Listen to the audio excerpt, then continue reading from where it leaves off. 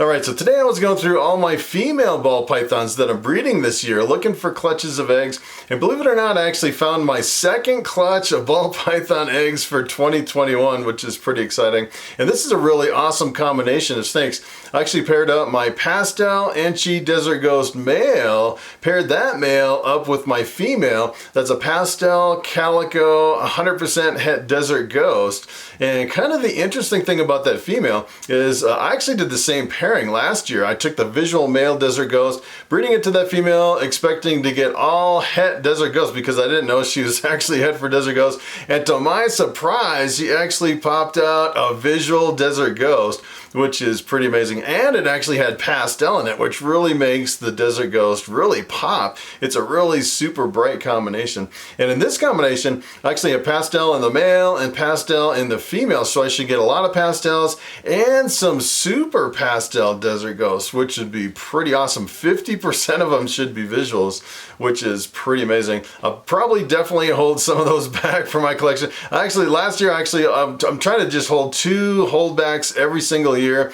And I had so many awesome snakes last year. I decided to hold back 2 males because I have so many females in my collection. I have a really female heavy, kind of swayed to one side. You know, when you're first starting out, you want more and more females, and then you get to the point where you definitely need some males to service all those females because you get a little bit female heavy. So last year I held back 2 males. This year I'm thinking to hold back if I actually get one of those pastel or super pastel female Desert Ghosts, which would definitely be one of the ones I'm holding back. And if you actually look at my very last video, I was actually pulling another clutch of eggs from some of the snakes, and it was kind of interesting. I had a couple comments from that video, and some people were saying, hey, when you actually separate all the eggs from the big mass of eggs as the female lays them, and you put them all in the egg box, I hope you orient those eggs the same way they were oriented as the female lays them, which is kind of an interesting comment. I've actually seen a lot of people, you know, they're like diehard as far as keeping all the eggs in the same orientation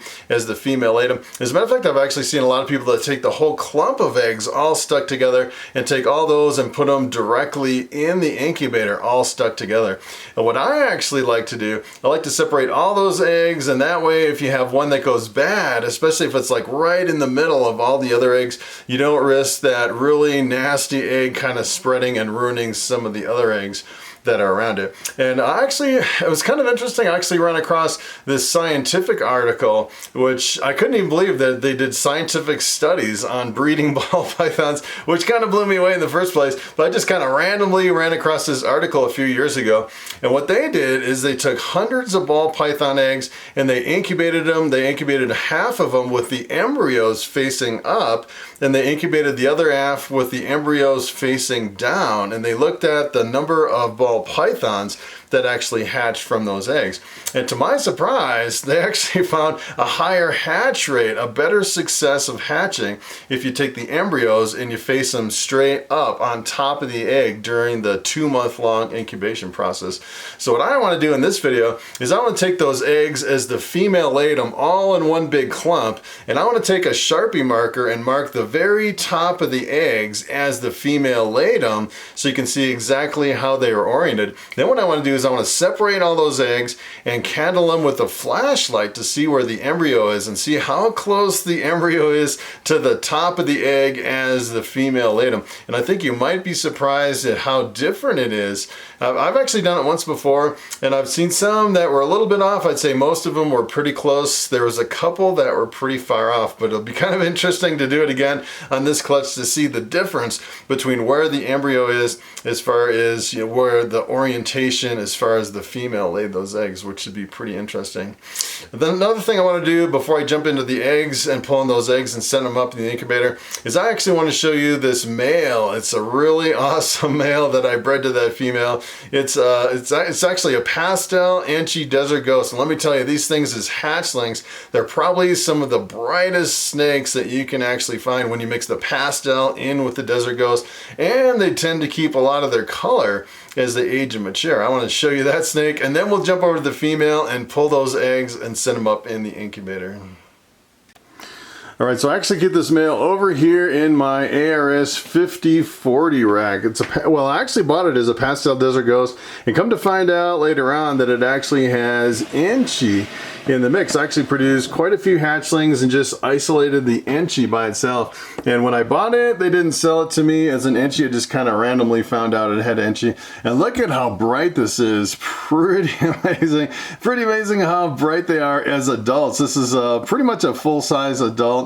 This is actually from 2016, so it's a 5-year-old, and you can definitely tell it's a little bit thin. It was super fasting during the breeding season. Got skinnier and skinnier and skinnier, and then just finally went back on food. It's actually eaten 4 rodents in the last couple weeks, which is, you know, it's like, you know, you're always kind of sweating there when they get really super skinny during the breeding season, and then when they finally go back on food, you know, after you separate them for a month or so, they start really pounding the rats, and the condition comes back really super quick.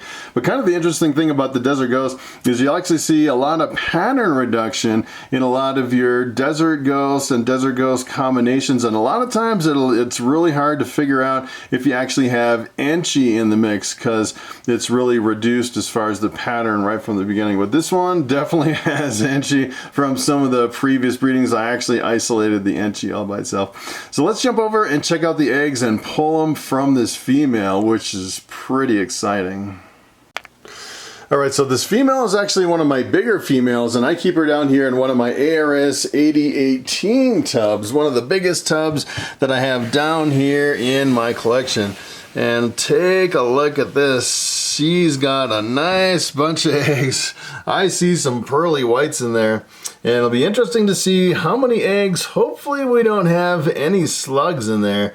But she is looking really good. Definitely protecting those eggs really well. It's always really exciting to actually get a big clutch of eggs. And a lot of times, you know, you're looking in these tubs wondering if they have eggs or not during the breeding season. And usually you can just kind of peek in. And a lot of times they'll kind of form this, it's almost like a raised ball. If they don't have any eggs, it won't be really raised up like that. And you just kind of peek in the tub. And if you see a little bit of the body kind of raised up above the top of the snake, then they definitely have a big clutch of eggs. But she is looking really good.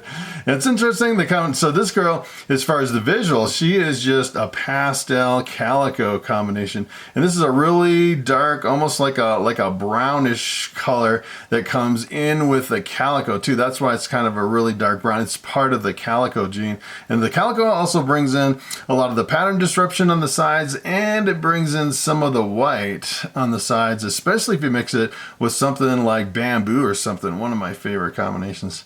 So what I'm gonna do is I'm gonna pull this girl out and put this tub up on the table, and then we'll take this girl off of the eggs and see how many eggs we got in this clutch. It'd be pretty awesome. All right, so take a look at this little snapper. She's like all cocked, like she wants to bite me or something. And sometimes you have to really be careful on these things. See, she's like tracking me around, like she's gonna pop me. She's trying to defend those eggs. A lot of times what you need to do is you need to come around the back, and sometimes they'll hiss a little bit, sometimes they'll snap at you, but usually if you actually get them up and kind of just unwrap them, most of the times they'll be perfectly fine. And take a look at that, beautiful. All right, so the first thing we want to check is to make sure we're not egg bound with any eggs in the belly of the snake. If you actually look at the belly of the snake, it looks pretty good. You kind of want to run your finger right down the center of the snake to make sure they have like an indentation all the way down so they're completely hollow. No eggs left in the snake. And as a matter of fact, this is the snake that was egg bound last year. She had a couple eggs still retained in her belly. It was kind of a weird year for this one, but it looks like this time she's completely empty, no eggs in there at all. So I'm gonna put her over here in this big boa tub. Plenty of room to run around in that boa tub. And let's take a look at these eggs. So we have 1, 2, 3, 4, 5, 6, 7, 8 eggs. That is pretty awesome. So, all right, let's take a look at these and see how she laid them. They're like all all really stuck together. As a matter of fact, these have been laid for quite a while. They're even stuck to the bottom. They're stuck to the bottom of the tray, which is kind of crazy. So they're all completely stuck together. Really beautiful, big bunch of eggs. Take a look at those. Awesome. So what I want to do before we take them all apart, I'm actually going to mark them here with a marker so I can mark the top of the egg with a little circle. And then what we'll do is we'll come back with a little X and put an X right on top of the embryo to see how close the embryo is to the top of the eggs as they're laid by the female. And this one might be a little bit more closer because they're all kind of flat, or I've actually seen some where they're kind of all clumped together and you'll have some kind of down in the bottom kind of turned at a weird angle. But it'll be kind of interesting to see on these. So the first thing I want to do is separate all these eggs, and this one comes apart real easy, and sometimes they come apart easy and sometimes it takes a little bit of work to actually completely separate all the eggs. So you just, a lot of times you just kind of have to rock them back and forth, and you don't really want to rush it because sometimes you could actually pop a hole in the egg, which is definitely something you don't want to do. I actually popped a hole in one egg one year and I put a band-aid on it, and it seemed like the band-aid trick worked pretty good as far as fixing an egg. And kind of the weird thing is you'll actually get some eggs that are, these are pretty, you can tell they've been laid for quite a while. As a matter of fact, I missed them this morning. Usually I check on these eggs twice a day to see if there's any eggs in there, but this morning I kind of missed looking in them. And these are probably laid maybe last night because you can definitely tell they're really super, they're starting to get really leathery, versus if you catch them right when they're laid, they're like really almost like jello. They're really rubbery and squishy, which is kind of weird. And they're almost like more transparent when they're first laid, and the later they get, you know, over the course of a day or two, they get really super thick and leathery and really more and more. As a matter of fact, if you actually wait like 3 days and try to candle them, a lot of times you even can't see inside of them because they really thicken up, which is kind of crazy. So these, let's see if I get to the point where you get to some of these and they're like really super stuck together. But these look like they're coming apart better than I thought they would for being really super leathery like this. And some people say, you know, some people don't separate the eggs at all. Some people just completely leave them together and incubate the whole clump of eggs. But I've always separated them pretty much from the beginning. I've seen a lot of people where they show some of the problems they have with like a really big clump of eggs and then have a really bad, stinky, moldy one right in the middle. And a lot of people would argue that even if you have a bad one in the middle, most of the times it won't spread to the other eggs and you won't really have a problem as far as one bad egg making all the other ones bad. Well, boy, these three, sometimes you get to the point where some of them are so stuck together, you're like, should I really keep these together or should I separate these?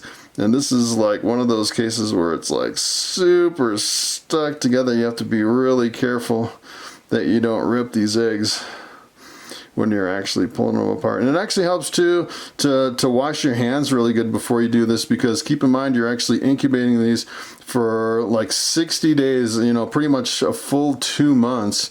And you really don't want to get any, you know, dirt and bacteria or anything on there, or mold or fungus or anything like that, because, you know, you're incubating these, you know, at 90 degrees for 2 months at 100% humidity. Let me tell you, just about anything grows in there, and it kind of gets stinky a little bit after a really long time. So you want to keep it kind of, you know, as clean as possible. I've actually seen some people, I saw one video on YouTube where they were experimenting with bleaching the eggs, completely bleaching everything, but I don't know if I would recommend doing anything that extreme to ball python eggs. But I have seen one video where someone was using dilute bleach to kind of cleanse their eggs before they put them in the incubator. And I'd say for the most part, you know, I'd say probably, you know, out of 100 eggs, I might get just a couple bad ones throughout the year. So what I'm going to do next is I want to candle these with a flashlight. All right, so I have my favorite flashlight here. I don't know what kind of flashlight this is, but it's probably one of the best I've ever had. It's super, super bright, and it doesn't get really hot. I'll actually leave a link in it in the description under the video. And the thing I like about this is it's rechargeable. I actually have 2 of these. I like it so well. I actually bought quite a few different flashlights over there, and let me tell you, this is definitely the brightest and the best as far as, you know, not getting hot and being really super bright, lasting a long time, and being rechargeable. Not that I'm really trying to sell flashlights here in my video. I thought I'd just kind of throw that in if you're looking for a really good, like an everyday carry flashlight. So that is where the top of the orientation as far as the female laid it. And take a look at this, how far over the embryo is. The embryo is way over here on the side, so I'm going to put an X right here. Look at how far that is. That's, you know, probably more than, I'd say about 90 degrees from the top of the egg all the way over to the X. And take a look at this one. This one, wow, look at that one. That one is completely opposite. Look at that, from there all the way over there. It's the complete opposite side as far as where the embryo is. That one was completely upside down. So I mean, that one right there, that's like an argument right there for not going with the orientation that the female is. And that one is pretty close right there. This one's really close. Take a look at that one. Really close from one to the other. That's pretty awesome. But that one that was completely opposite, that one kind of surprised me. Usually they're pretty close, that one compared to this one. And you can definitely tell they're still fresh enough where you can see all the veins in there, where you actually can see, you know, if you actually let them sit for a couple days and come back, you actually, it's really hard to see the embryos at that point. So you can actually see the embryo is this little round thing, and if you kind of jiggle it, the embryo is the part that really kind of jiggles right in the middle. You can kind of get an eye for it. So you get, that one is maybe about 90 degrees off maybe on that one, which is pretty wild. So here's another one. That one is, let's see, this one is, wow, this one is really far off. So the embryo on this one is here, and that is, I'd say, more than 90 degree difference from there over to here. So the question is, which is the correct way to orient your eggs? The way they were laid, like this, or with the embryos up? And look at how far these are off. This is really pretty incredible. So there, compared to 90 degrees is like, it's more than 90 degrees on this one.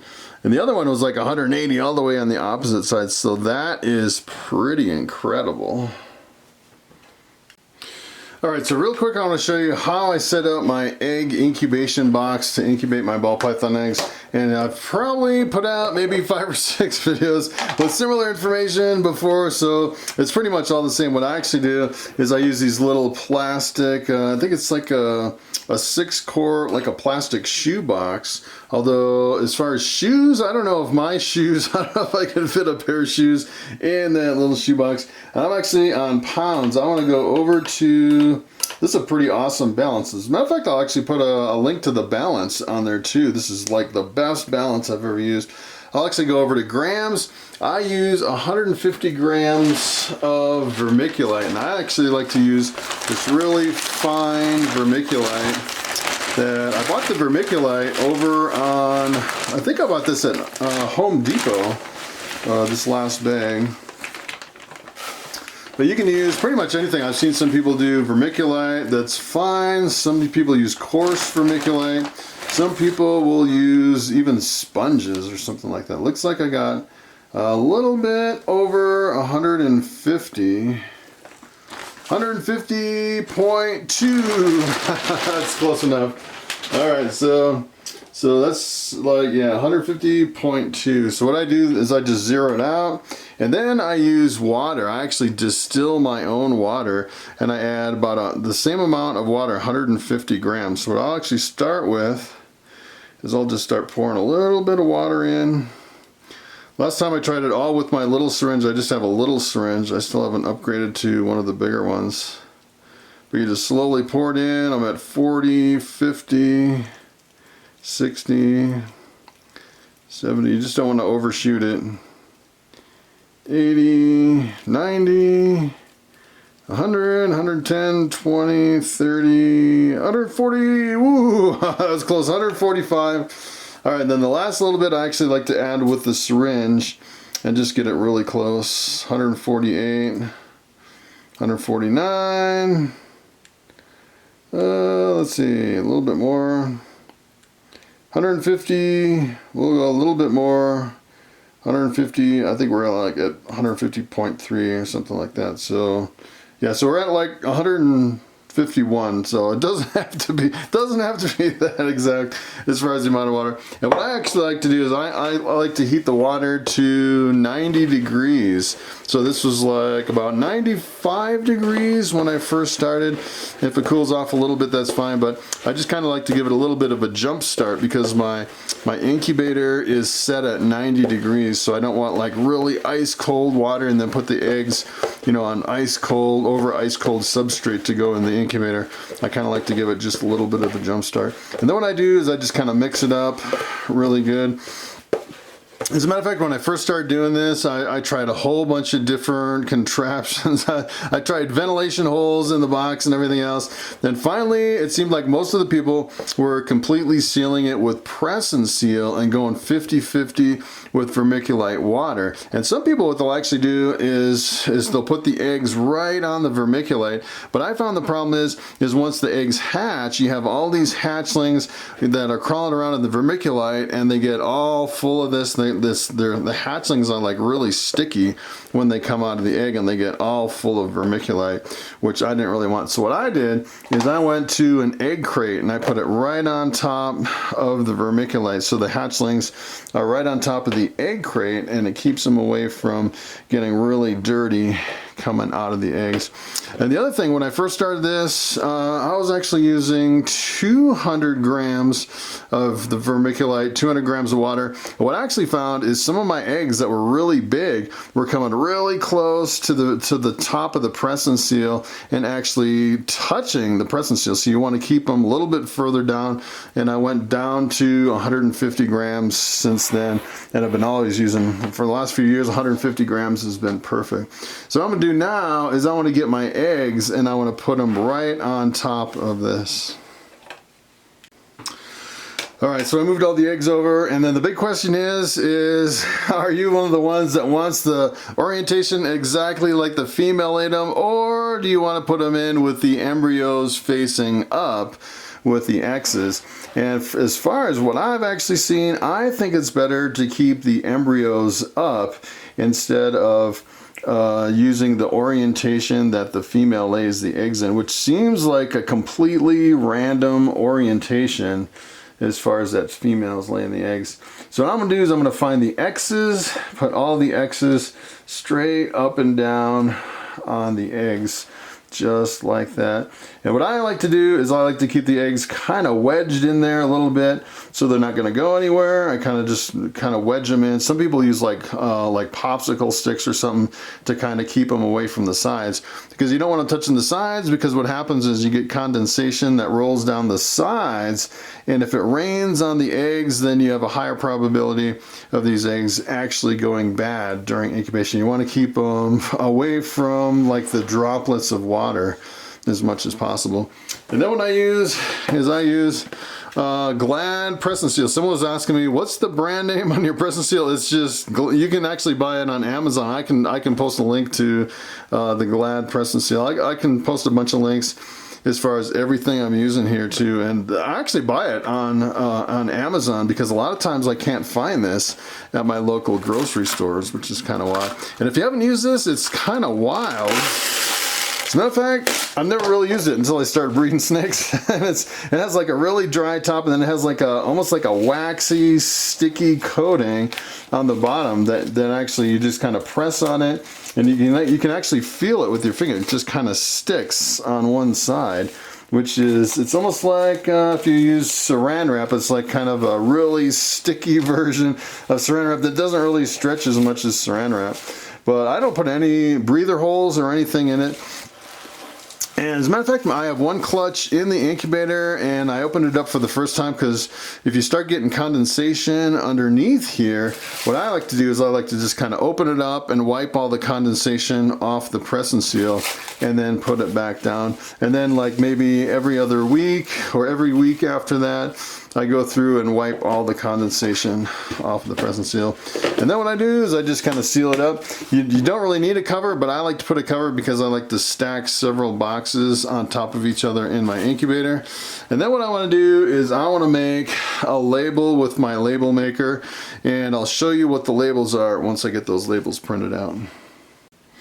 Alright, so here are the labels that I put on every single box of eggs that I incubate. I put the pairing with the male and the female. So this one's actually a pastel Enchi Desert Ghost crossed with a pastel Calico Het Desert Ghost, and that way nothing can get really mixed up between the boxes. I used to label the box and the lid, but the problem is if you mix up the lids, you definitely don't want to do that. You definitely want to keep track of what you're breeding. And then I actually put the lay date and the hatch date on every single box, so you can just glance at it and see what's coming up. And I kind of organize it in my incubator to have the stuff that's ready to hatch closer to the top of the incubator, so I can kind of look at it, see how many days I have left. So these actually have 60 days, almost 2 months before they'll hatch, which is kind of crazy. And I put the labels right on the front of the box, on this side of the box, so when you look at it in the incubator, when the boxes are stacked, you can actually see all the labels on the front of all the egg boxes.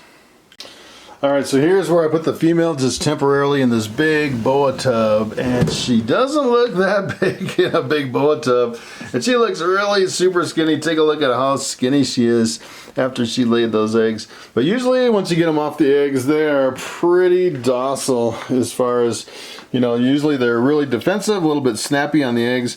Once you get them off the eggs, I can guarantee that this girl would not bite you at all. So kind of the trick from here is getting this female back on food. And a lot of people, what they'll do is they'll go through and like clean the entire enclosure, change all the substrate, give the female a bath, and a lot of times that'll trigger them to get back on food. Alright, so here's my incubator with 2 boxes of eggs. Pretty exciting.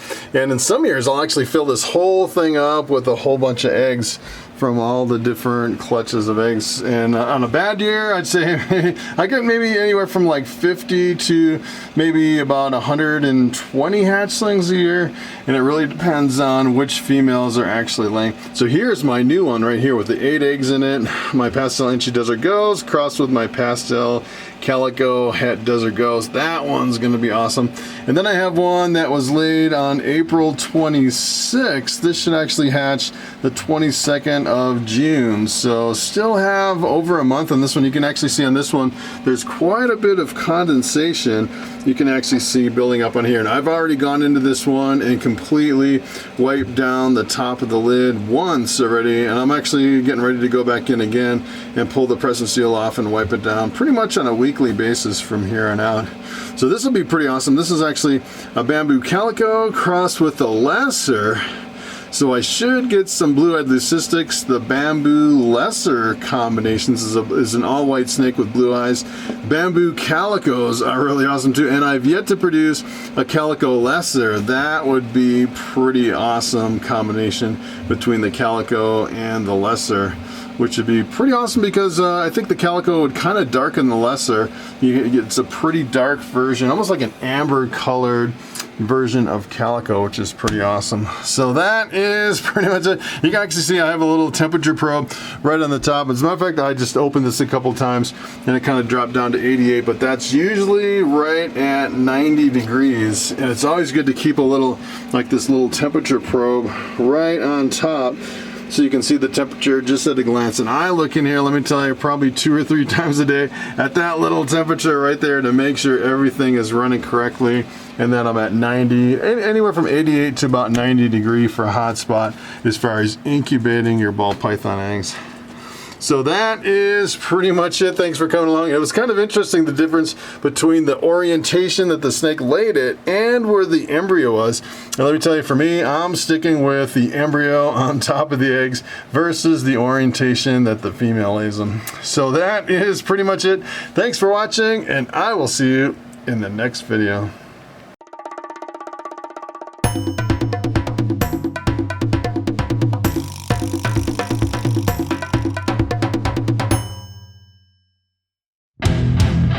Mm-hmm.